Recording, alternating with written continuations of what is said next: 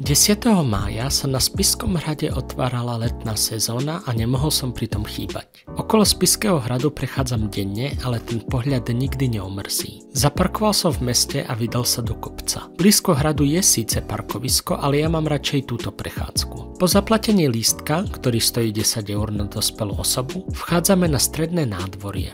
Tu žili vojaci, ktorých sa na hrade nachádzalo okolo 2000. Teraz sú tu bufety a suveníry. Chvíľu som počkal a išiel som na prehliadku so sprievodcom, ktorá tu býva každú polhodinu. Po nej som si hrad prešiel postupne sám. Bohužiaľ je stále šťastie uzatvorený pre rekonštrukciu. Na výstup do veže sa čakalo v rade riadne dlho, tak som to oželal. Moja najobľúbenejšia miestnosť na hradoch je kuchyňa. Takto vyzerá pôvodná, môžete si všimnúť aj komín. Toto je zase expozícia kuchyne. V suveníroch som si kúpil aj takúto knižočku, takže si budem môcť uvariť nejaké stredoveké jedlo. Zostupujem nižšie na románske nádvorie, kde sa nachádzali remeselné budovy. Najrozsiahlejšie je však dolné nádvorie.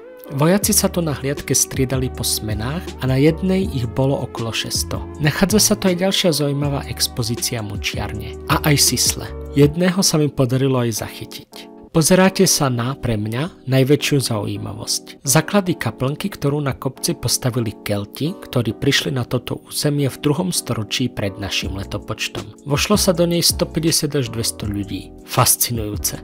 Už som sa ponáhľal naspäť na stredné nádvorie, kde začínal program otvorenia. Po príhovore a výstrelu z muškety nasledovala ukážka šermu a mnoho ďalšieho.